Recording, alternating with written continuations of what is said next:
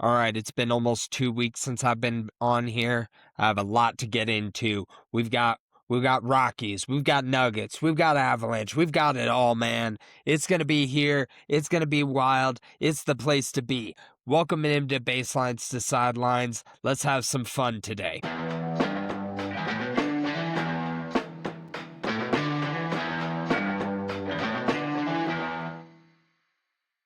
All right. Welcome back to Baselines to Sidelines. I know it's been a hot minute. I had I had a lot of stuff going on in my life. I know I said that in the last episode, and a couple of other things came up, and it just kind of it threw me off. But I'm back. I'm here. I'm ready. Let's have some fun. I'm excited to be back recording. I'm excited to be talking about the Rockies. Wearing the Avalanche hat today. The Avalanche moving on to the Western Conference Finals. Nuggets, they've got a lot of garbage to deal with. Um, so, I mean, packed show, and I'm excited. So, let's have some fun. Starting off with the Colorado Rockies. I mean, the month of May has not been the most kind to them. They got swept by the Braves. The Braves took it to the Rockies, and the Rockies just could not come back from being swept. And then the Mets didn't go quite as well as what they went up against in at Citi Field. The Mets took 2 out of 3. The bright side for the Rockies is the Rockies were able to win the season series against the Mets, so that's their first season series win. Hopefully for the Rockies, that's more to come.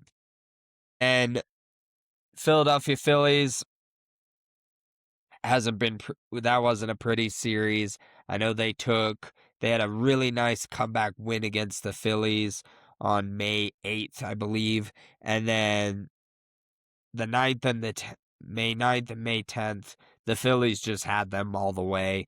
And Pittsburgh, the Rockies were able to come back down 3-0 on the 13th, on May 13th. May 12th, they didn't play well at all. And then May 13th, they had a 3-0 deficit, and the Rockies were able to win that game. I believe it was 10-4 was the final score. And then just today on May 14th, recording this, the Pirates just outpitched them. Chase Dollander went down with some right arm tightness, his throwing arm. Partway through the second inning, he made a pitch, and when he finished the pitch, he turned around and you could see him shake his arm a couple of times. And that immediately brought out Warren Schaefer and the head trainer. I forget his name off the top of my head. They went out and checked on him, had him throw a couple of just like warm-up style pitches, and they pulled him immediately. I think that was more of a precautionary reason. The Rockies haven't given much more beyond that. I know Thomas Harding interviewed Chase Dollander, and even he said he's not going to even speculate on himself. He knows it doesn't feel good, but with the tightness, there's hope that he can make his next start, but we'll see. I'm hopeful for him, but with somebody who is eventually going to, he's lining up to be the Rockies' ace. I mean, if not already being the Rockies' ace, he is. On paper, he's not the Rockies' ace, but really he is, and he is lining up to be the true ace for the Rockies. So this is huge. This is really one of those that it's better to be safe than sorry. I mean, the Rockies, they're not a good team right now. They are making huge strides. They are making they're making some points that or they're hitting milestones that they need to hit, but this is not a team that is going to be competing for the NL West or even the wild card. So, with that in mind, it's better to be safe than sorry. It's better to not rush him back. Plus, you've got a couple of guys down in the AAA system that really I would like for them to take a look at. So, this might be an opportunity to call a guy up down from the minors. I would not bring Senzatella out of the bullpen. He has been rock solid out of the bullpen. I know he gave up a home run yesterday, or maybe even 2 home runs, but I'm not overly concerned with Senzatella. Senzatella has been absolute money out of the bullpen. I would not move him. I would probably, if I was the Rockies, now granted, I'm just a dork behind the microphone, but if I was the Rockies, I would be calling somebody up from AAA. And if they put Dollander on the IL, that's more than likely what I assume they would do is bring one of the starters who's down in AAA Albuquerque up and then leave the bullpen as is. That's going to be the better move. The bullpen has been playing a little bit on the poorer side, but still one of the more strength of the Rockies. I mean, you can look at it 5 ways to Sunday. The weakest point of the Rockies team right now is their hitting. You have Ezekiel Tovar, who's hitting like I want to say he's hitting like 186. You have Doyle, who's hitting 191. You have Jordan Beck, who's hitting, I think last I checked, he was hitting 161. I mean, the hitting is just not where it needs to be. Now, you do have some good hitters right now.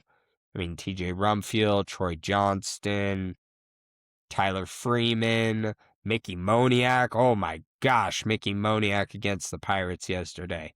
On his birthday, he went 3 for 4, had a triple, a double, and a home run. The dude was a single away. Now he got the triple in the 9th. Like there was no way, and the Rockies were already blowing the doors off the Pirates at that point. If he had gotten the single and went 4 for 4, he would have had the cycle. Like, man, talk about one of his best outings. But back to the whole thing I was talking about. It sucks for Dollander. I'm glad to see him on, like, as an actual starter, though.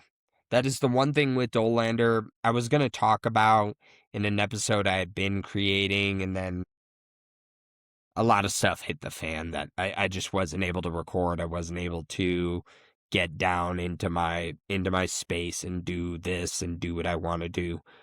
But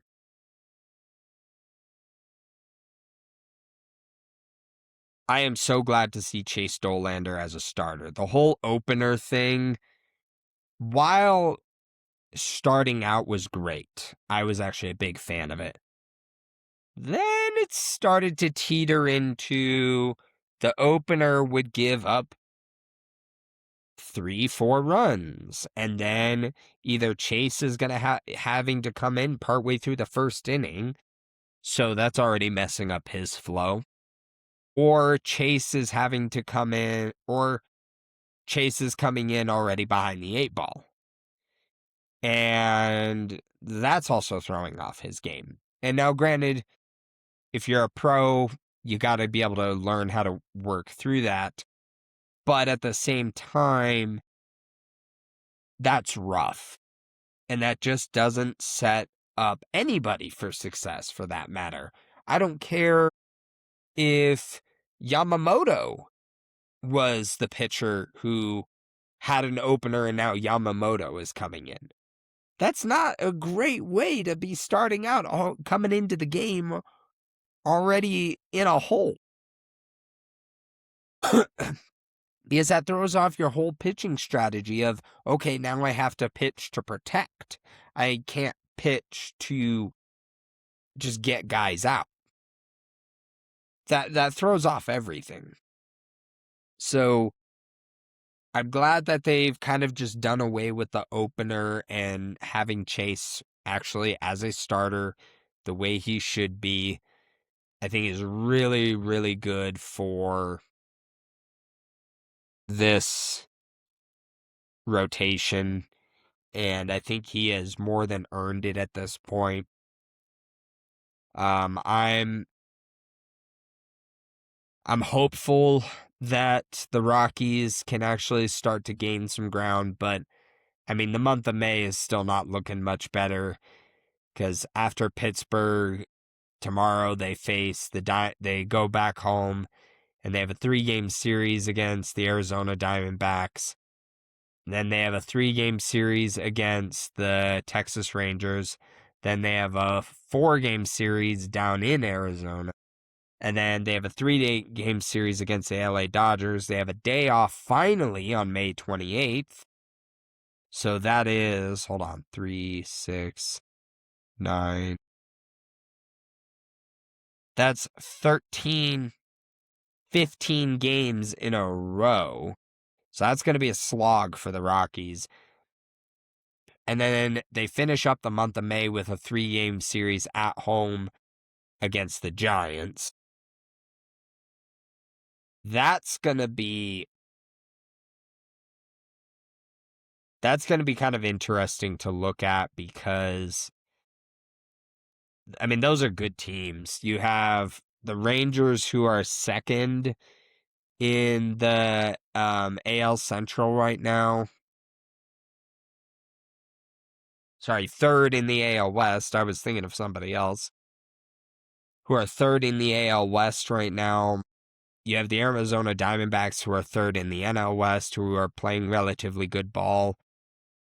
Of course, you have the freaking LA Dodgers. The only break, and even then I wouldn't consider it because they can still be somewhat of a lethal team. They're just kind of reeling right now, is the San Francisco Giants. But that's not for another almost 2 weeks. So that the Rockies are going to have to fight. They're going to have to grind. They're going to have to get some at bats. Some bats are going to have to get hot. I think Tovar is starting to get there. He's starting to see the ball better and really go through his timing up. For him, it's been all about timing. His timing has just been off. His swing has been fine, but his timing has just been all over the place. I think his timing is really starting to hone in a little bit. He's starting to get a couple of hits here and there. Still not where I would expect to see Ezequiel Tovar, but Doyle is kind of getting there as well. Jordan Beck, I mean, he needs to get going. Jordan, oh my gosh. Especially against right-handed pitchers, he needs to see the ball better. I think he's hitting at a .91 against right-handed pitchers. His hitting against lefties is really actually good. It's really good. Yeah, I think it's 329 last I looked. So Jordan Beck is really good, pretty darn good against lefties. I think he even got a hit yesterday or today. But it's one of those that the Rockies, if they even want to just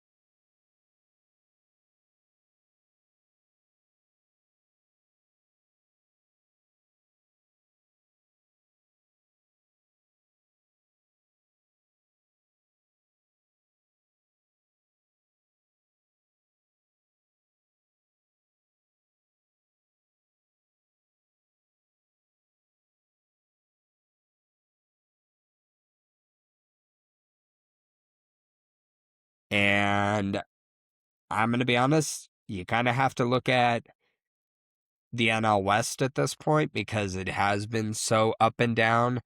I mean, they haven't faced the D-backs yet, so that's going to be their first challenge going into tomorrow, May 15th, for anybody who's listening to this well after May 15th. But, I guess I should say today, because that's technically when this podcast is being recorded. But, or going to be posted, I should say. The Texas Rangers are going to be an interesting one. I haven't deep dived into them too much. I know they're kind of in a middle of the pack battle with the Seattle Mariners, who the Seattle Mariners do not look like the team of last year who was in the ALCS. Like, this does not look like that team at this point. I want to say Cal Raleigh is he's like 0 for 38, 0 for 39 in plate appearances. Like, talk about going through a slump. Cal Raleigh's going through it right now. I know Seattle's going through it right now. I haven't done too much of a deep dive into Texas. Maybe here soon I'll actually jump in and do some film work on Texas and see what they're all about. But if I'm the Rockies, you have to look at the NL West. You have to look at with how up and down these teams have been. You gotta steal a game or two in each series. You really have to. That's going to be your key point, and this is the best time to do it because your next 5 series are against NL West opponents. So this is the time to strike. This is the time to show whether or not you're a different team or not, whether or not you are actually making these strides. Can you go toe-to-toe with the Arizona Diamondbacks? Can you go toe-to-toe with the back-to-back defending World Series champions, the LA Dodgers? And can you go up against a team that is also reeling very much so that the Rockies aren't terribly far behind in the San Francisco Giants? Like, the Rockies have jumped up and down in the NL West rankings from 4th to 5th. Now, do I believe that the Rockies will probably finish 5th in the NL West standings? Yes. But do I think if the Rockies want to show progress, beat the team that you have been slogging with. Beat the team that has been in the toilet with you. Show you're not the worst team. Show that you are the team that is not as bad as this team. Basically, it's the battle of who's worse or who's the garbage. I'm really trying not to swear on this podcast. I want to make it a family podcast. But show that. Show that you are not that team. And go out and beat the San Francisco Giants.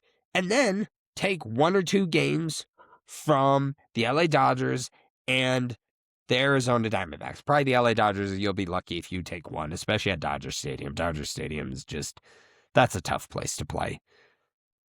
But you have the Diamondbacks where you go to Coors Field, you face the Diamondbacks, you face the Rangers, and then you go down to Chase Field and face the Diamondbacks again.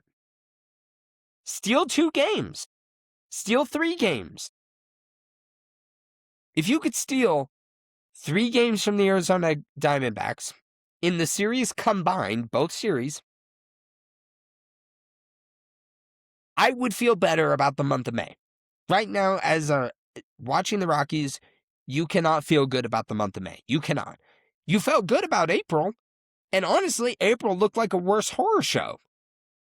But the Rockies actually came out damn near 500. Well, they ended up below 500 because of the whole Cincinnati series. But they weren't that far from 500 ball. And then the month of May has been an absolute not anywhere close. Now, granted, part of that was playing against the Atlanta Braves. The Atlanta Braves are the best team in baseball right now, and it's not even close. It is not even close. Like, the Atlanta Braves, I'm calling it right now in the month of May. And I realize there is 4 other months to go. But I am calling it in the month of May that they are going to take the American League. The Atlanta Braves are going to take the American League. And there is nobody stopping them. Not the Yankees, not the Blue Jays, definitely not the Red Sox. Not the Royals, not the Athletics, though the Athletics are playing pretty good ball too. Do not sleep on the Oakland Athletics either. Do not sleep on them. I don't think they're going to be I think they're probably going to get like bounced in the wild card and or divisional. But do not sleep on that team either. But the Atlanta Braves are going to take the American League, and it's not even close. Like, that team is just that damn good. You have Olsen, who is hitting on fire. He's probably one of, if not the best first baseman in baseball right now. God, I can't think of. I just did a whole bunch of film work on these guys too, but I lost those notes, unfortunately. But I mean, you have the Atlanta Braves are just playing with their hair on fire, and it's really, really entertaining to see. If you're just a casual baseball fan and you want to, if you're just a casual baseball fan and you want to watch a damn good baseball team, a fun baseball team, go watch the Atlanta Braves. I mean, you have Matt Olson, who is hitting who is on fire. Ozzy Albies, who is, I mean, just an RBI machine. You have Austin Riley, who is hitting damn good. I mean, you look at that whole lineup. Dubon is playing damn good. Like, their batting averages don't speak a whole hell of a lot. But let me tell you, they are playing good. Like, just good baseball. So it's really fun that's a fun team to watch. But back on track. I think just to kind of wrap up the Rockies in a sense, the Rockies just have to get their heads right. They have to steal a couple of They have to steal a couple of games. I mean, I'm just looking at the schedule right now. Probably if they could steal 3 games, I'll be smiling. If they steal anything more than that, I'll be a real happy camper. But those are the ones you have to look at. Those are the ones you have to focus on. And it's going to come out of the NL West. Again, I don't know much about the Texas Rangers right at this moment. I'm going to have to do some homework on them just because I've been watching a lot more National League than I have been watching American League ball right now. So I'm going to have to do a deep dive on them. Now, again, I created this podcast. Yes, let's transition now. I created this podcast not just to be, it is a baseball-focused podcast, mainly Rockies, but it is a baseball-focused podcast. However, I said baselines to sidelines, means I cover everything. Let's dive into the Denver Nuggets. They got bounced in the first round in 6 games to the Minnesota Timberwolves. I mean, it is just no secret. That Nuggets team got pushed around. They got bullied by that Minnesota Timberwolves team. And it wasn't even funny. Like, there was no heart in that team. There was no grit in that team. Game 5 was about the closest I saw to grit and heart and fight. And even then, I wouldn't even call it a lot. Game 1, honestly, the Nuggets just stole. Like, the Timberwolves should have won that game, in my opinion. And the Nuggets just stole it out of their you-know-whats. So it's... As a Nuggets fan and as a Nuggets person, it was just so disheartening to see. Now, granted, they didn't have Aaron Gordon, which, honestly, Aaron Gordon is the heartbeat of that team.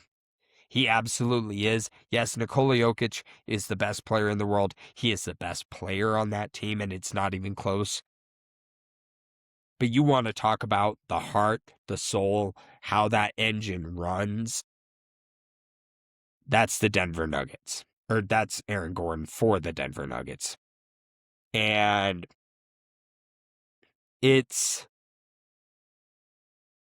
so I know that's a problem, but at the same time, the Minnesota Timberwolves were without 3 starters. 3 starters. And yet the Minnesota Timberwolves came in and took your lunch money. Punched you right in the mouth and did whatever they wanted to. They were more physical. They were more gritty. They had more heart. They had more guts. And I'm not going to sit here and just be some radio jockey, because I'm not going to deny it. Am I the biggest all-worldly knowing basketball player or knowing basketball person? No. I barely played basketball as a kid. You know, I would shoot hoops every once in a while, but I never, officially played basketball because I'm 4 feet. I'm 4 feet, 4 inches. I'm not playing basketball. Like that, that wasn't my forte. But I played other sports, and I played other sports that I taught that you had to have gut, you had to have fight, and you had to have the desire to win.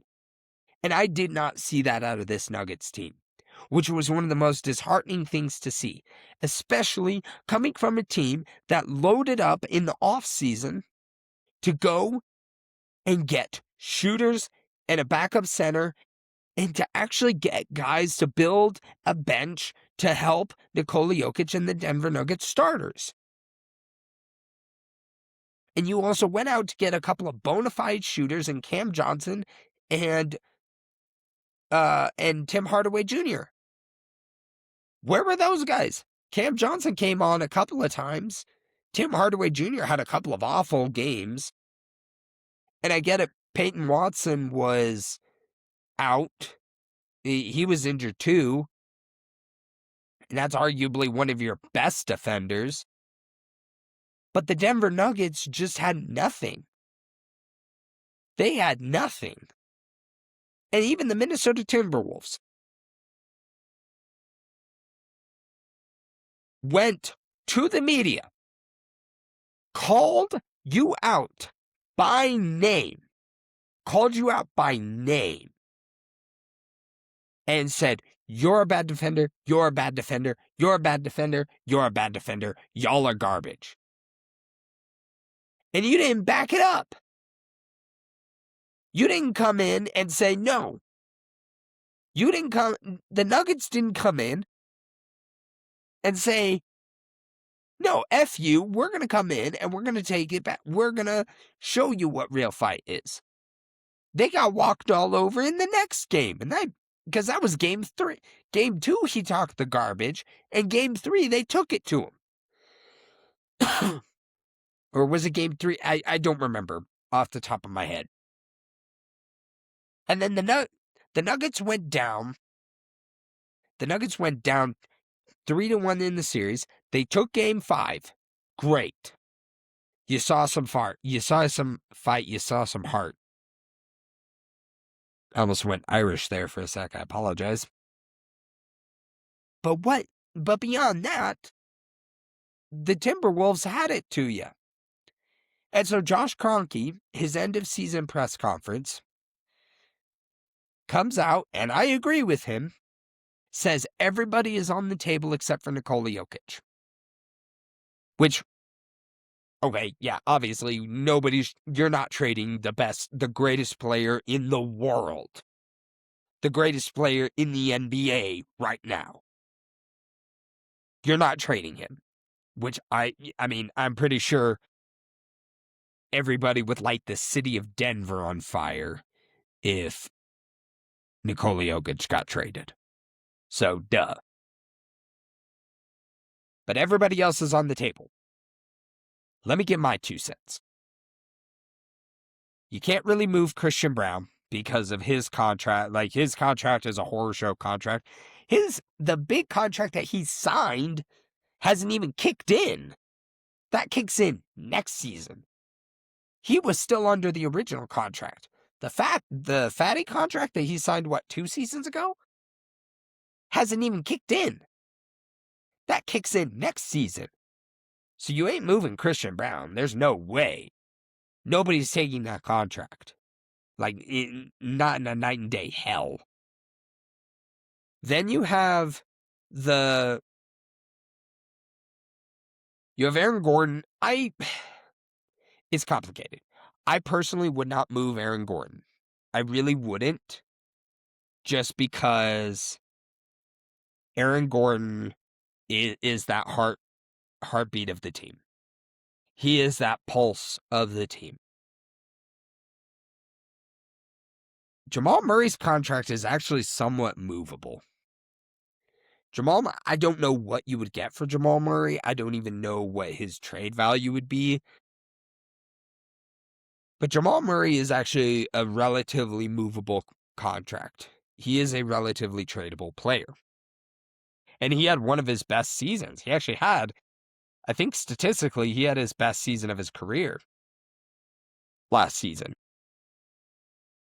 So now's the time to move on. You have to blow up this core group. You have to. Because at this point, it's done. It's over. The 2023 banner will always be up there. They'll always have those rings that, they can come together like the Captain Planet. Great. Kind of stole that from Von Miller for people, if people got that reference. But they'll always have that. But right now, it's time to blow up this team. And because you can't move Christian Braun, you're obviously not moving Nikola Jokic, and you're obviously not moving, and I wouldn't move Aaron Gordon. Now, his health issues and stuff like that, yeah, I kind of get that. But for a locker room standpoint, I'm not quite there yet. Because you still have a relatively championship caliber team. You have a relatively solid team still. And I feel like moving on from Aaron Gordon, you're really gonna take one of the stronger pillars and crumble stuff that shouldn't be crumbled, in my opinion. Again, I'm just a dork behind the microphone, so take that for what it's worth. Now, with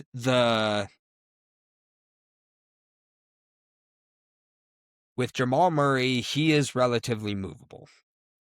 From the look of his contract, yes, it's a Supermax contract, but at the same time, I think you could get decent value there, especially after the season he has had. So I would not be surprised if Jamal Murray gets moved. Beyond that, I think the only other trade pieces would be Cam Johnson. Cam Johnson is a tricky one because you traded for Cam Johnson. He was the MPJ trade. You replaced a shooter with a shooter. You move on from Cam Johnson. Who are you replacing him with? And I don't know if you can get a as good or better shooter for the value you would get from Cam Johnson. That's a problem there. Tim Hardaway Jr., you're really not targeting. You're not moving him, I don't believe. Actually, I think he has one more year on his contract, so he is relatively movable. Again, he's one of those, what would you get for him? Legitimately, what would you get for Tim Hardaway Jr.? Then finally, Jonas Valanciunas, he's probably gone. He's probably going to go play in Greece, which, great for him. Congrats to him. The Jonas Valanciunas experiment was kind of it didn't really work. It was kind of a disappointment for me. So that's kind of a move on. Whatever. So the Nuggets have a lot to answer. They have a lot on their plate to answer this offseason. And they have a lot of moves they need to make.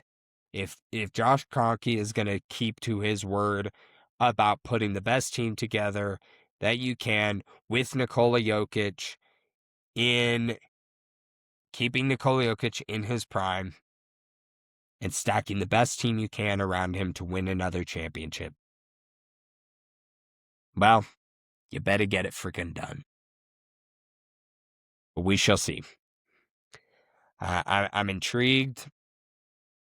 I'm absolutely intrigued, but again, it's one of those that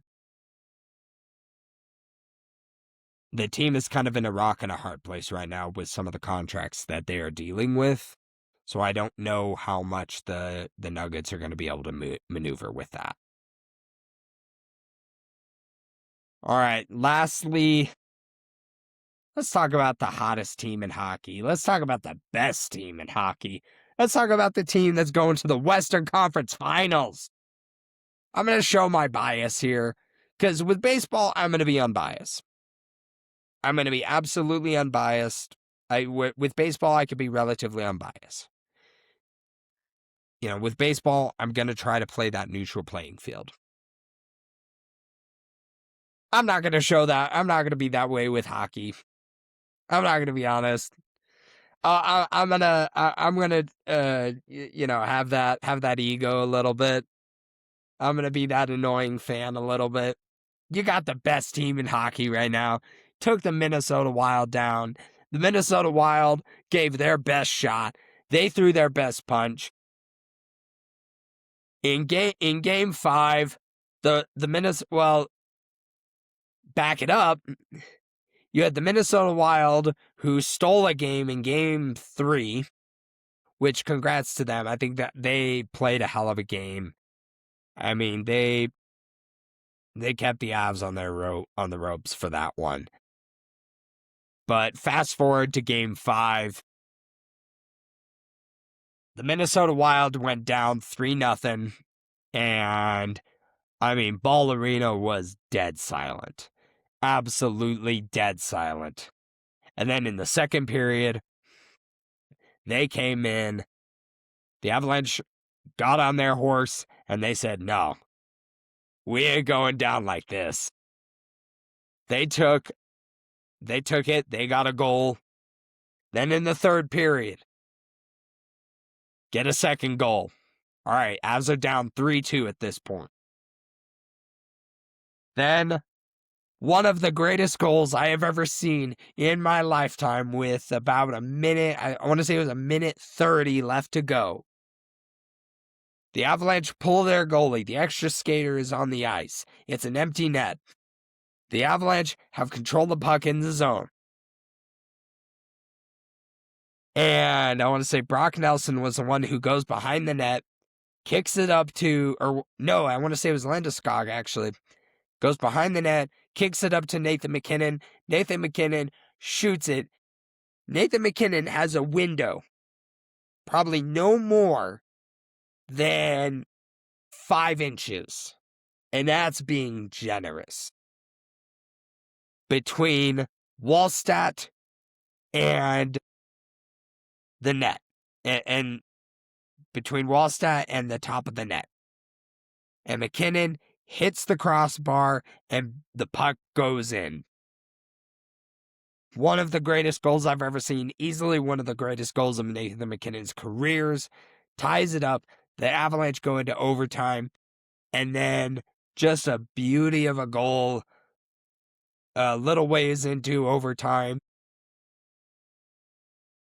The Avalanche go down, the Avalanche kick it up the ice, get it to McKinnon. McKinnon kicks it over to Kulat.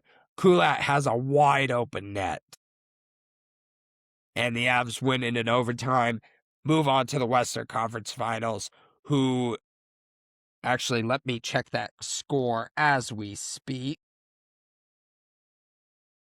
Because that series could be decided as that series could be decided right now. But the Anaheim Ducks and the Las Vegas Golden Knights, Las Vegas is up 3-2 right now and the Golden Knights are up 3-1 going into the third period. So it's really, I'm feeling like it's going to be the Vegas Golden Knights, which honestly, I want payback. I want payback for that series. What was that, 2024? Where the Avs won the President's Trophy and then got bounced by the Vegas Golden Knights. I want payback. I want some payback for that. So, bring on the Knights. Bring it on. And this is going to be a series. This is going to be a hell of a series. You got a really good team in the Las Vegas Golden Knights, which I'm not going to totally deep dive into them because I'm going to be honest, I've maybe seen one game this season from them. So I'm not even going to do a good analysis on them. I can't. But you also have the best team in hockey. You have the President's Trophy winning team who just took a pretty good team in the Minnesota Wild 5 games. And you have a team that is young, that is hungry. I don't want to say young because they're actually not the youngest team right now. Actually, they have a lot of veterans on that team. But the Colorado Avalanche are hungry. They are hungry, and they are here. They're here to be an Avalanche and just mow through, just absolutely pummel everybody to the ground and just bury them. That is what the Avalanche are doing. That is what the Avalanche are here to do. Now, with the whole goaltending thing, the goaltenders thing, it's kind of interesting because you had in Game 3. You had in Game 3, Scott Wedgwood did not play very well. He got pulled. Brought in Mackenzie Blackwood. Mackenzie Blackwood held it down the rest of the game. They ended up losing, unfortunately. Then you go to Game 4. Mackenzie Blackwood plays lights out. So you go with So you stay with Mackenzie Blackwood again in Game 5. And Mackenzie Blackwood goes down 3-0. You bring in Scott Wedgwood, and he absolutely locks down the rest of the game. And the Avalanche go on and win and go to the Western Conference Finals. Now, I do not believe in rotating goaltenders. I still think, and I still believe, the hot hand, and should stay with the hot hand, is Scott Wedgwood. He has earned his way as a starter to be the starter in net. Mackenzie Blackwood had his time. Pavel Francouz had his time when the Avalanche went on their run in 2022. When they had their cup run in 2022.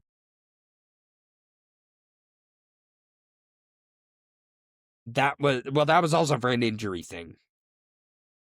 Here, Scott Wedgwood got a breather. He probably had a game. He needed a game to kind of clear some cobwebs or whatever. I don't know what. Get some energy back. Great, fine. Stick with Scott Wedgwood. Scott Wedgwood. Sorry, there's a bug flying around. Scott Wedgwood is the hot hand. He is the guy to go with. Stick with him. I'm not here to play with goaltenders. I'm not here to move around goaltenders. So it's Wedgwood's net. Wedgwood's going to be between the pipes for the Vegas series, and I would just roll with him.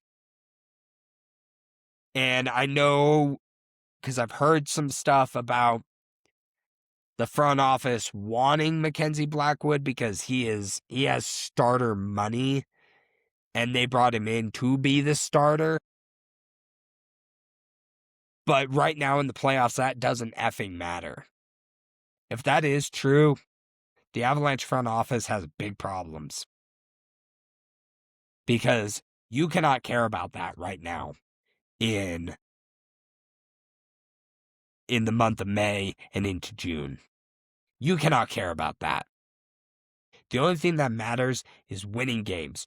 Who is the hot goaltender? Who is the one playing the best? And who is the one that can take the Avs to the promised land?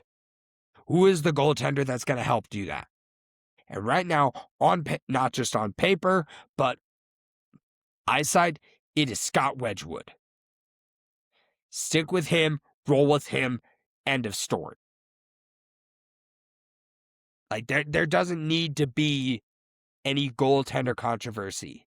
There doesn't need to be that. Mackenzie Blackwood had his time. Great, congratulations. Have your flowers.